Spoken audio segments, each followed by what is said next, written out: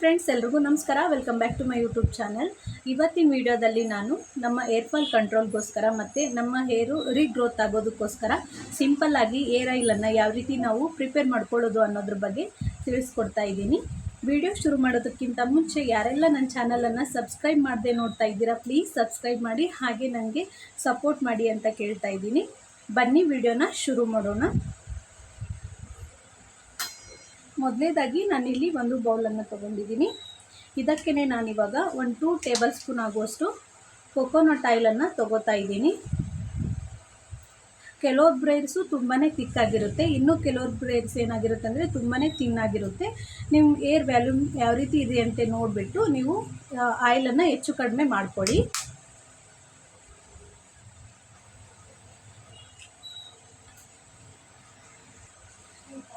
Next ನೋಡಿ, ಇದಕ್ಕೆ ನಾನು ಒಂದು ವಿಟಮಿನ್ ಇ ಕ್ಯಾಪ್ಸೂಲನ್ನು ತೊಗೋತಾ ಇದ್ದೀನಿ. ಇದನ್ನು ನಾನಿವಾಗ ಇದಕ್ಕೆ ಹಾಕೋತೀನಿ.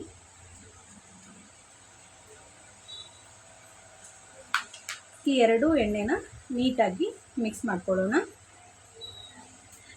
ಇದನ್ನು ಈ ರೀತಿ ಮಿಕ್ಸ್ ಮಾಡ್ಕೊಳ್ಳೋದಕ್ಕಿಂತ ಮುಂಚೆ ನೀವು ಸ್ವಲ್ಪ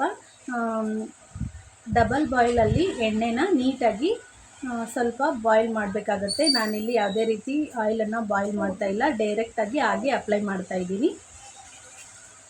ನೋಡಿ, ಇವಾಗ ಏರ್ ಆಯಿಲು ರೆಡಿಯಾಗಿದೆ. ನೆಕ್ಸ್ಟು ನಾವು ನೀಟಾಗಿ ಏರ್ಸನ್ನು ಯಾವುದೇ ರೀತಿ ಸಿಕ್ಕುಗಳಿಲ್ಲದೆ ಇರೋ ರೀತಿಯಲ್ಲಿ ನೀಟಾಗಿ ಏರನ್ನು ಕೋಂಬ್ ಮಾಡ್ಕೊಳ್ಳೋಣ. ನೋಡಿ, ಈ ರೀತಿ ನೀಟಾಗಿ ಎರಡು ಕಡೆ ಸಮವಾಗಿ ಈ ರೀತಿ ಬಾಚ್ಕೋಬೇಕು. ಮಿಡಲಲ್ಲಿ ಒಂದು ಈ ರೀತಿ ಬೇತಲನ್ನು ತೆಗೆದುಬಿಟ್ಟು ನೀಟಾಗಿ ಏರ್ಸನ್ನು ಕೋಂಬ್ ಮಾಡ್ಕೋಬೇಕು, ಯಾವುದೇ ರೀತಿ ಸಿಕ್ಕುಗಳಿರಬಾರ್ದು.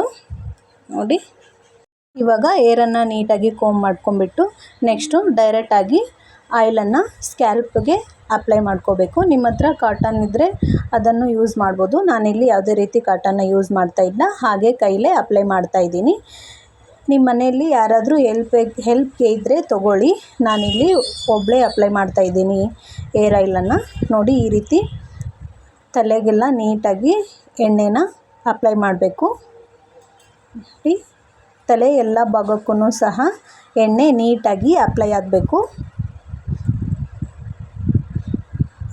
ತಲೆಗೆಲ್ಲ ಎಣ್ಣೆನ ಹಚ್ಬಿಟ್ಟು ನೆಕ್ಸ್ಟು ತಲೆ ತುದಿವರೆಗೂ, ಕೂದಲು ತುದಿವರೆಗೂ ನೀಟಾಗಿ ಎಣ್ಣೆನ ಅಪ್ಲೈ ಮಾಡಬೇಕು.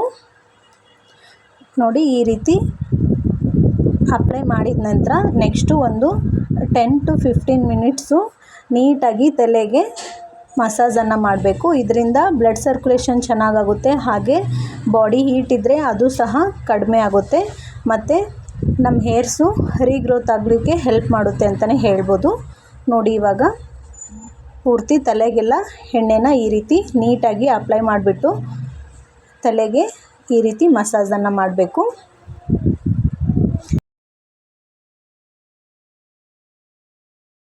ಈ ರೀತಿ ನಾವು ಎಣ್ಣೆನ ವೀಕ್ಲಿ 2 to 3 ಟೈಮ್ಸ್ ಯೂಸ್ ಮಾಡೋದ್ರಿಂದ ಏರ್ಸು ಚೆನ್ನಾಗಿ ಗ್ರೋತ್ ಆಗುತ್ತೆ, ಹಾಗೆ ಏರ್ ಫಾಲ್ ಕಂಟ್ರೋಲ್ ಆಗುತ್ತೆ, ಮತ್ತು ಡ್ಯಾಮೇಜ್ ಏರ್ಸ್ ಇದ್ದರೆ ಅದು ಸಹ ರಿಪೇರ್ ಆಗುತ್ತೆ ಅಂತಲೇ ಹೇಳ್ಬೋದು.